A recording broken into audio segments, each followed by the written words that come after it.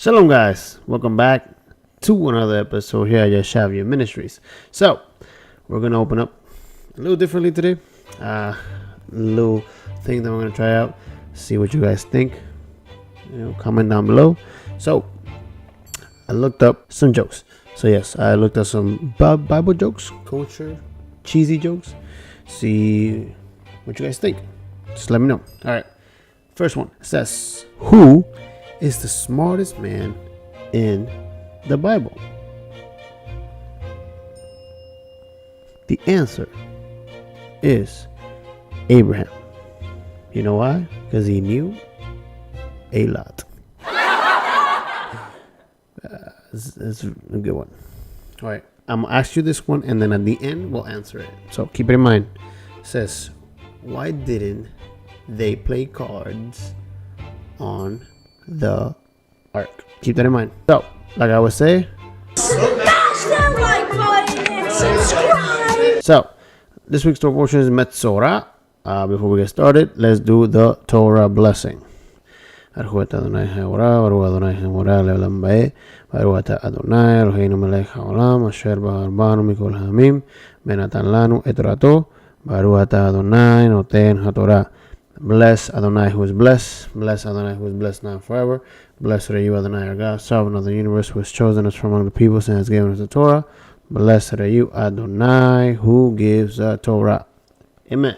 So last week we spoke about a woman that gives birth, and it also talks about the zarat, right? The leprosy, skin, scale disease, or infection. There is what is the chronic leprosy, which is an illness that is in the skin itself. And so Adonai is teaching them how to treat this. And also there is a leprosy that is not profound or deep in the skin, but more in the surface. And so the distinctions are made between these. One's brought and burn and boils come out, skin falls off, others become white and then spread through the whole body. And so chapter 13 describes each of them, how it could happen to clothes, homes, and the ways to treat these biblically based on Adonai's order and structure. That way they are not distracted by culturally what is believed mythically and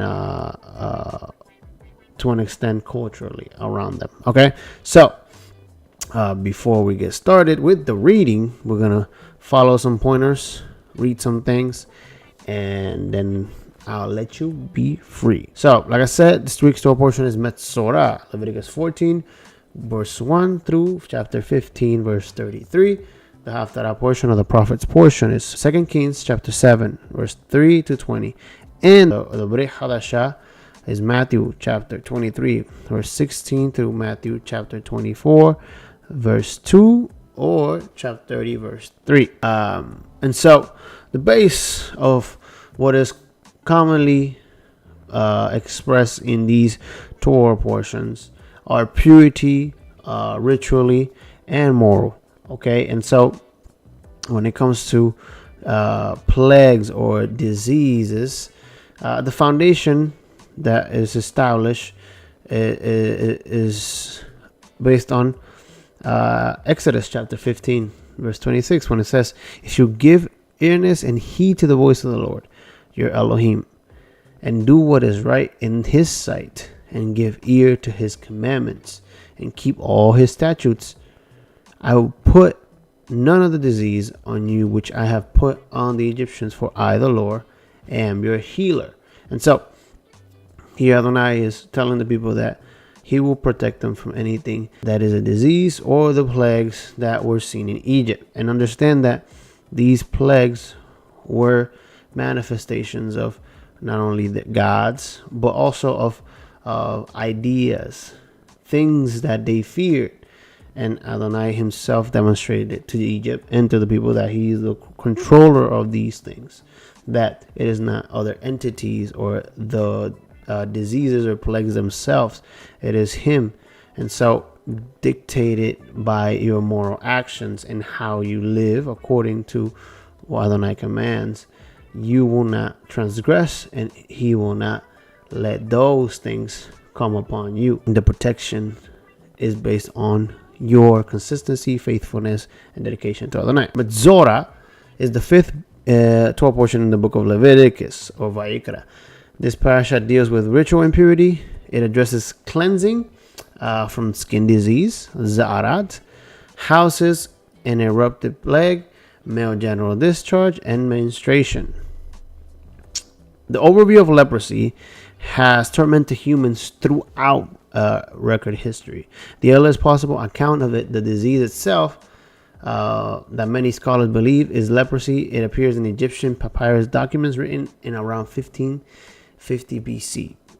Around 600 BC, Indian writing describe a disease that resembles leprosy. In Europe, leprosy first appeared in records of ancient Greece after the army of Alexander the Great came back from India, and then in Rome in 62 BC, coinciding with the return of Pompey's troops from Asia Minor. And in India, this is something that is still true to this day. And the way that leprosy in this time is treated is kind of how it was treated back then: separation, distance, exile.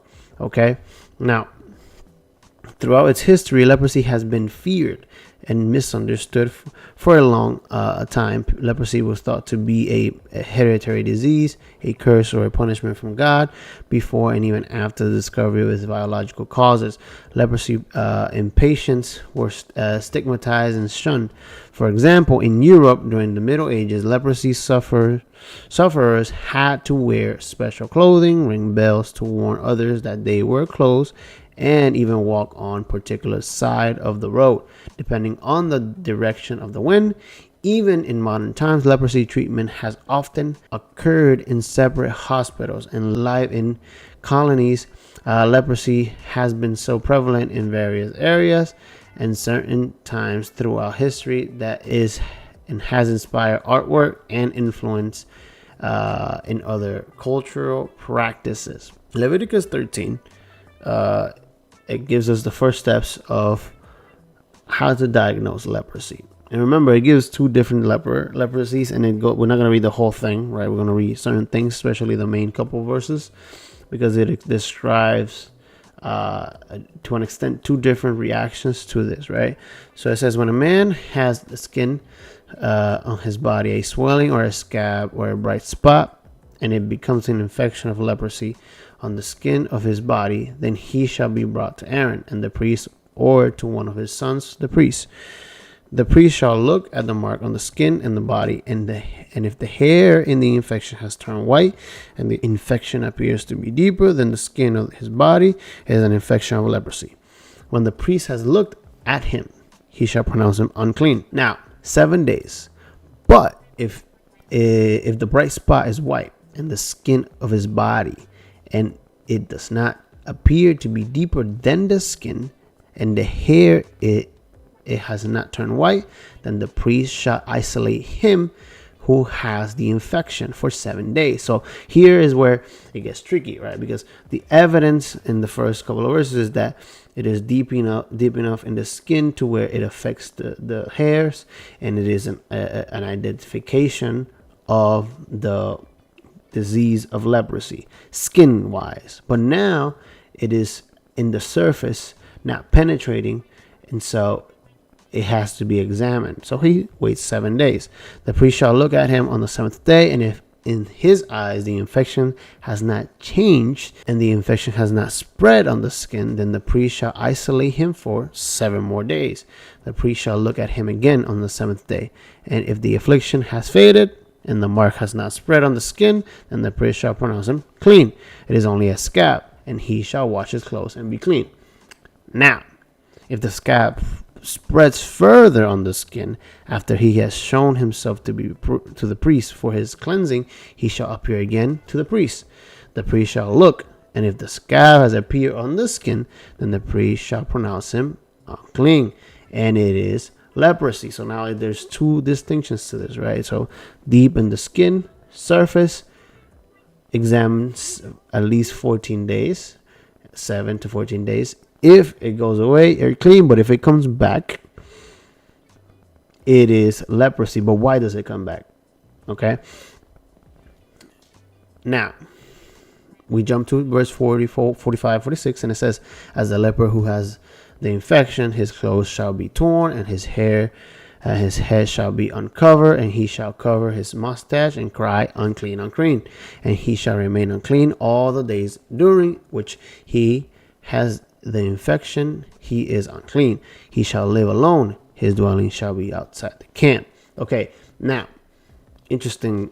Remember, this skin disease, remember, other nations might completely and early identify it with an affliction from God or a curse from God, and so, or a family curse that they inherited, and it can be a skin disease that can be treated, maintained, or diagnosed by the chosen priest that is appointed in the tabernacle and eventually in the temple. But the interesting part about the leprosy is that it's also identified with death, lashon hara, as we will read, and other moral sins inward that reflect in this mark that which you're hiding. Okay, and so it's not necessarily God afflicting on the body of the person. It's mostly the person itself afflicting, and the body itself having a reaction, or God reflecting a visible representation of the sin, and God giving a visual representation of the sin. So the Torah spends an amount of time detailing the condition called leprosy. It tells us about people's leprosy, but also about leprosy in beards, fabrics, and houses, like in Leviticus 13 through verse 18 through 59. Leprosy in the Bible seems to relate not only to the loathsome disease by that name, but also to all sorts of corruption and decay. The term seems to be used to refer to advance of death and corruption in matter. Leprosy is also associated with one of the most important sins in the Bible, the one called lashon hara, which literally means the evil tongue. The term refers to gossip, slander, because after slandering Moses, her brother, and divinely appointed leader of Israel, Miriam was afflicted by this leprosy. And it's interesting because when you read Numbers 12, you see that it says that she looked white, as if she was dead. And so this sin was manifested on her due to her actions behind Moses' back and against him of whom was chosen. Okay, it says leprosy and the state of the ritual impurity are irrelevant today because they technically only relate to the temple in Jerusalem, which does not exist at this present time, of course. Now, it's interesting because there is references to a leprous Messiah, and also connections to that in the prophets. And says the Talmud tells of one called the leper Messiah. It presents a supposed discourse between the great Rabbi Joshua ben Levi and the prophet Elijah. The rabbi asks, when will the Messiah come? And by what sign may I recognize him? Elijah tells the rabbi to go to the gate of the city where he will find the Messiah, interestingly, sitting among the poor lepers. The Messiah, says the prophet, sits bandaging his leprous sores one at a time, unlike the rest of the sufferers who bandage them all at once. And he asks why. And he says, because he might be needed at any time, it will not want to be delayed. And this is in Sanhedrin 98:8. One of the names of the coming Messiah in the Talmud is the leopard scholar, right? Now, somewhere you can see hints of this is in Isaiah chapter 53. And it says, the suffering servant who has believed our message, and to whom has the arm of the Lord been revealed. For he grew up before him like a tender shoot, and like a root out of the parched ground. He has no stately form or majesty that he should look upon him, nor appearance that we shall be attached to him. He was despised and forsaken of men, a man of sorrows and acquainted with grief, and like one from whom men hide their face, he was despised, and we did not esteem him. Surely our griefs he himself bore, and our sorrows he carried. Yet we ourselves esteemed him and stricken, smitten of God, and afflicted. But he was pierced through for our transgression. He was cursed for our iniquities. The chastising for our well-being fell upon him, and by his scourging we are healed. All of us like sheep have gone astray. Each of us has tuned to his own way, but the Lord has caused the iniquity of us all to fall on him. He was oppressed and he was afflicted. And so these are referenced to that Messiah, the leper's Messiah, that suffering servant that is to come. And it's interesting, right? Because it connects it with the leper and how that leper is unclean and is distanced after being examined and being called or declared unclean by that priest. And he had to go through a process of purification after being clean. And if he was unclean, then he would be rejected or stayed outside the camp. And remember, in Yeshua's time, this was very important, and they put highly above the ritual purity before moral. So a leper in Yeshua's time was something that would never be touched. But chapter 8 in Matthew says the following. When Jesus came down from the mountain, a large crowd followed him, and the leper came to him, and he bowed down before him and said, Lord, if you're willing, you can make me clean. And Jesus stretched out his hand and touched him, saying, I am willing, be cleansed immediately. His leprosy was cleansed. And Jesus said to him, see that you tell no one, but go and show yourself to the priest and present the offering that Moses commanded as a testimony to them. And it's interesting because Jesus himself tells this leper that's cleansed by Yeshua, by Jesus, to go fulfill that which was established by Moses. And in reality, it wasn't established by Moses. It was established by God himself. And we can read that in this week's Torah portion in chapter 14. And we're going to read the first couple of verses. And it says, Then the Lord spoke to Moses, saying, This shall be the law of the leper in the day of his cleansing. Now he shall be brought to the priest, and the priest shall go out to the outside of the camp. Thus the priest shall look, and if the infection of the leper has been healed, the priest shall give orders to take 2 live clean birds and cedar wood, and scarlet string, and hyssop for the one who is to be cleansed. The priest shall also go and give orders to slay the one bird in an earthenware vessel over running water. As for the live bird, he shall take it together with the cedar wood and the scarlet string and the hyssop, and shall dip them on the live bird in the blood of the bird that was slain over the running water. He shall then sprinkle 7 times the one who is to be cleansed from the leprosy, and shall pronounce him clean, and shall let the live bird go free over the one field. The one to be cleansed shall then wash his clothes and shave off all his hair and bathe in water and be clean. Now afterwards he may enter the camp, but he shall stay outside his tent for 7 days. And it will be on the 7th day that he shall shave off all his hair. He shall shave his head and his beard and his eyebrows and even all his hair. And he shall then wash his clothes and bathe his body in water and be clean. Now on the 8th day he is to take 2 male lambs without defect, and yearly all lamb without defect, and 3/10 of an ephah, a fine flour mixed with oil for grain offering, and 1 log of oil. And the priest who pronounces him clean shall present the man to be cleansed, and the aforesaid before the Lord at the doorway of the tent meeting. Then the priest shall take 1 of the male lamb and bring it to the for a guilt offering, and with the log of oil, and present them as a wave offering before the Lord. Next, he shall slaughter the male lamb in the place where they slaughter the sin offering and the burnt offering, at the place of the sanctuary for the guilt offering, like the sin offering belongs To the priest, it is most high. The priest shall then take some of the blood of the guilt offering, and the priest shall put it on the lobe of the right ear, and the one to be cleansed, and the thumb of his right hand, and on the big toe of his right foot.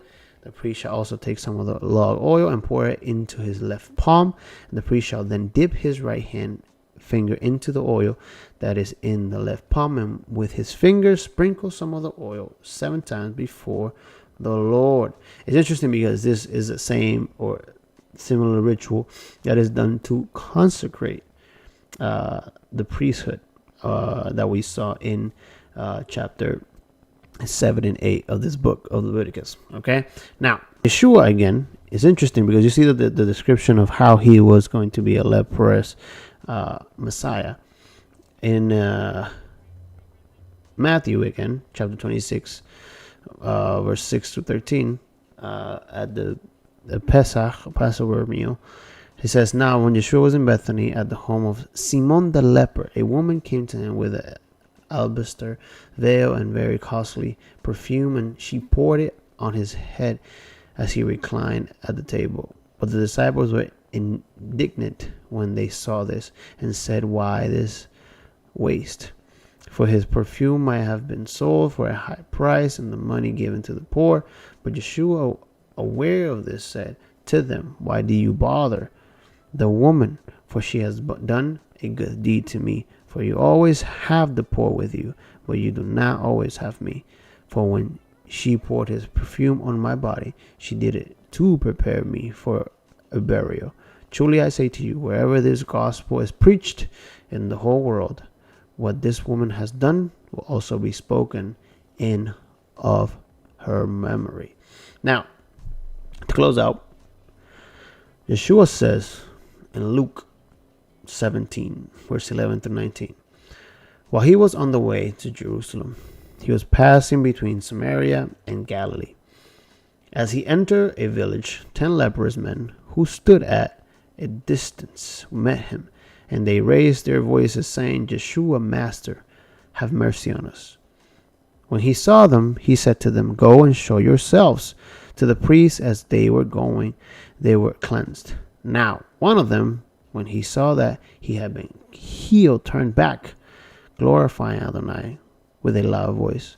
And he fell on his face at his feet, giving thanks to him. And he was a Samaritan. Then Yeshua answered and said, were there not 10 who were cleansed? But the 9, where are they? Was no one found who returned to give glory to Adonai, except this foreigner? And he said to him, stand up and go. Your faith has made you well.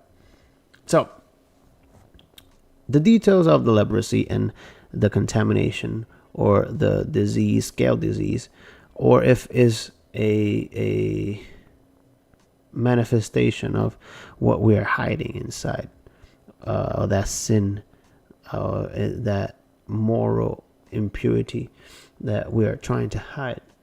Yeshua himself gave us the opportunity to be cleansed from that sin.